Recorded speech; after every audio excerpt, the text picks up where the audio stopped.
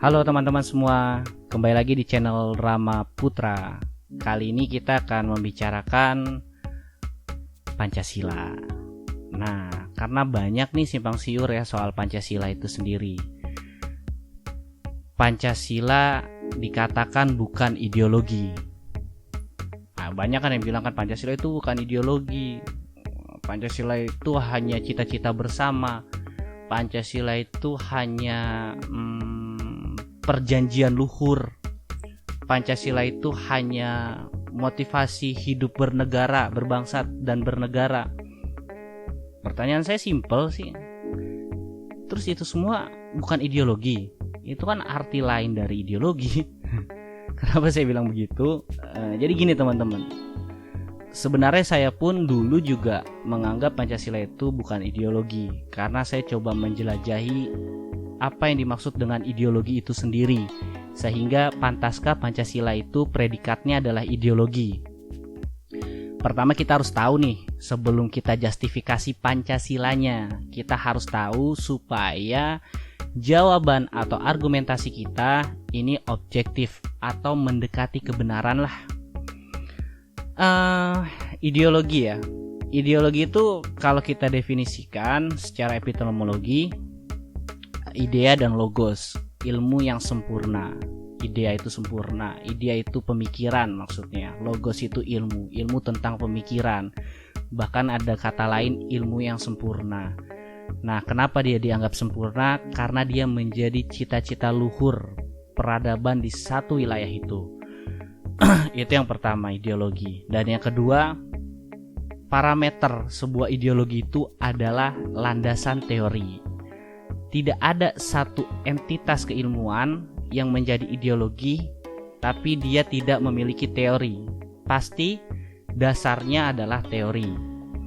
Dan yang ketiga, ia bisa diimplementasikan di setiap sektor kehidupan bernegara. Sektor kehidupan bernegara itu ada banyak. Ada pendidikan, ada ekonomi, ada kesehatan, ya banyak lah, ada politik, dan seterusnya. Nah, sebelum kita bicara atau menjustifikasi, kita harus selidiki terlebih dahulu. Karena banyak spekulasi yang sangat ngawur. Misal ada yang mengartikan gini, Pancasila setiap poin per poinnya itu distorsi gitu ya. Tidak masuk akal, bahkan saling membunuh gitu ya, dalam tanda kutip. Dia mengartikan seperti ini. Ketuhanan yang Maha Esa. Teorinya adalah teologi.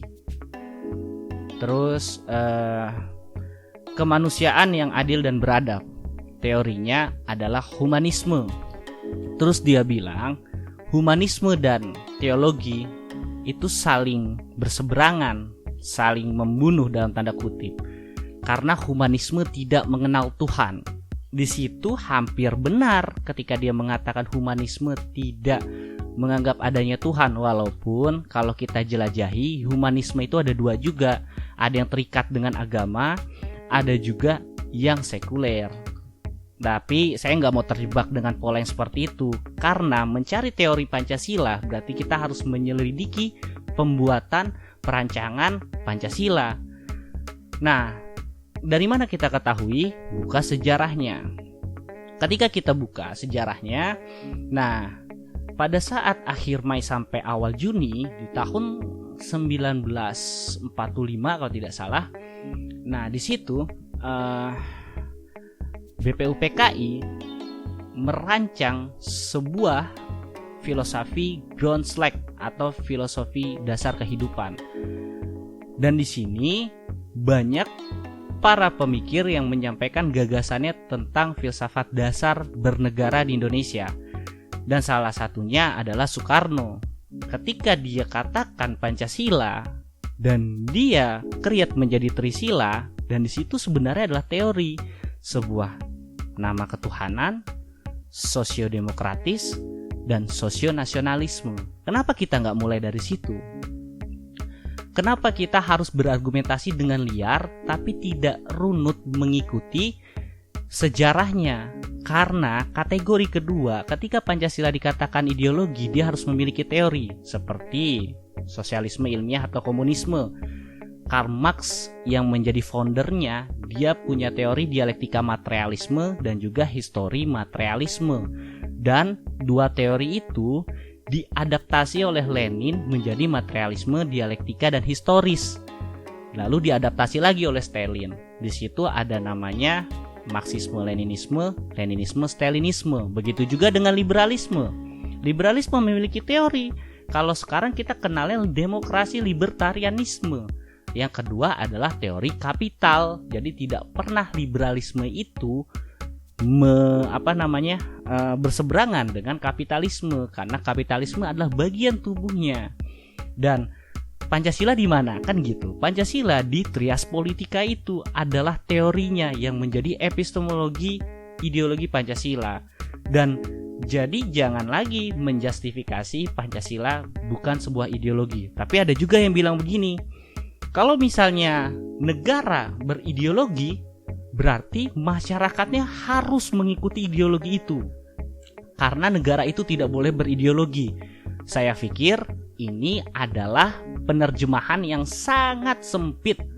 Kenapa saya bilang sangat sempit? Karena tidak semua ideologi sifatnya dinamis tertutup seperti fasisme atau sosialisme ilmiah, di mana ketika negaranya berideologi, masyarakatnya harus ideologi sesuai dengan negaranya. Nah, orang-orang yang bicara seperti itu tidak mempelajari sejarah dengan seutuhnya. Ya, kita tahulah sosialisme ilmiah aja ada gerakan revisionisnya, ada gerakan pembaharuannya, namanya sosialisme demokrasi yang dipakai di Jerman. Sosialisme yang menganggap demokrasi itu penting. Dan Pancasila saya pikir seperti sosialisme demokrasi adalah ideologi revisionis atau ideologi pembaharuan dari ideologi teosentris, dari ideologi ketuhanan. Makanya Profesor Suteki bilang bahwasannya Pancasila itu adalah sebuah ideologi religion of nation. Nah, di sini yang menariknya. Jadi, Pancasila adalah sebuah ideologi revisionis dari ideologi teosentris. Dan Pancasila adalah ideologi dengan dinamis terbuka. Jadi, masyarakat di bawahnya itu boleh memiliki pemahaman yang lain di luar Pancasila. Menjadi tugas negara mengedukasi dengan cara akademis atau dalam ruang-ruang seminar, bukan dalam pendekatan militer. Kalau dalam pendekatan militer ini salah, akan menyinggung hak kebebasan yang menjadi hak dasar masyarakat. Dan berarti sudah lumayan jelas lah ya bahwasannya predikat Pancasila itu sebagai ideologi karena dia memiliki teori. Nah, terus bagaimana di dimensi kehidupannya? Kerasa nggak sih kan gitu ya? Di setiap spesifikasi kehidupan, di pendidikan, di ekonomi, di sosial, di politik, dan kalau tidak salah ada 16 kehidupan sektor negara. Nah, ini sebenarnya challenge-nya. Saya pun mengakui sebenarnya dimensi kehidupan hasil dari implementasi Pancasila. Kan Pancasila itu mengilhami undang-undang dasar, mengilhami undang-undang, dan terus secara prosedur. Dan secara fungsionalnya dia mengilhami setiap sektor kehidupan yang harus sesuai dengan value Pancasila. Saya juga menyadari memang itu terjadi secara parsial, karena Pancasila itu belum bisa membuat langkah-langkah sistematis, karena banyak jurnal, banyak diskusi ilmiah yang tidak disupport oleh negara. Saya mengakui itu. Namun, saya pun juga melihat di sisi lainnya bahwasannya ada satu peraturan yang bisa dibedah untuk mengimplementasi Pancasila dari dimensi kehidupan di setiap negara ini. Apa itu? TAP MPR nomor 6 tahun 2001. Yang makna implisitnya adalah tentang ideologi, politik, ekonomi, sosial, budaya, pertahanan, dan keamanan atau IPOLEK Sosbud Hankam. Coba teman-teman pelajari ini, pasti akan ketemu. Kerangka strategisnya adalah Pancasila sebagai ideologi, kerangka taktisnya adalah pengimplementasian 6 value itu. Nah, menurut saya Pancasila adalah sebuah ideologi, tapi saya juga menganjurkan kalian untuk tetap menolak RUU HIP, haluan ideologi Pancasila. Karena caranya tidak benar. Pembangunan ideologi tidak bisa top down, tidak bisa dari aturan pemerintah turun ke bawah, karena itu akan mengikis nilai-nilai kemanusiaan masyarakat dalam berpendapat, berkehendak, berperilaku. Tapi sifatnya harus bottom up, dari akar grassroots atau akar rumput menjadi sebuah sistem atau undang-undang. Makanya gerakannya harus gerakan literasi, akademis, seminar terbuka, diskusi ilmiah, dan seterusnya. Sehingga tingkat intelektualitas anak-anak muda di Indonesia pertama bisa meningkat. Yang kedua, elan vital atau semangat jiwa kita nggak dibeli nih sama liberalisme, sama libertarianisme, sama feminisme yang sebenarnya jauh lebih progres pembahasannya. Ayo dong, gerakan Pancasila juga bisa sebenarnya, tapi bukan dari gerakan militer atau gerakan elitis. Dia harus dari gerakan-gerakan intelektual. Bangun diskusi-diskusi, dan kita harus promotori dan buat lebih bagus lagi atau kita sempurnakan, karena Pancasila itu sudah sampai di predikat ideologi. Tapi setiap ideologi pun perlu disempurnakan atau dibaharui. Begitu juga seperti liberalisme yang ada teori kapitalismenya, kan dulu sudah kuno teori kapital Adam Smith dengan bicara ekonomi mikro. Nah sekarang dia bicara ekonomi makro, Keynesian. Nah semuanya harus diperbaharui dan disempurnakan. Nah saya ajak anak-anak muda atau sahabat-sahabat semua untuk kita menyempurnakan ideologi tercinta kita.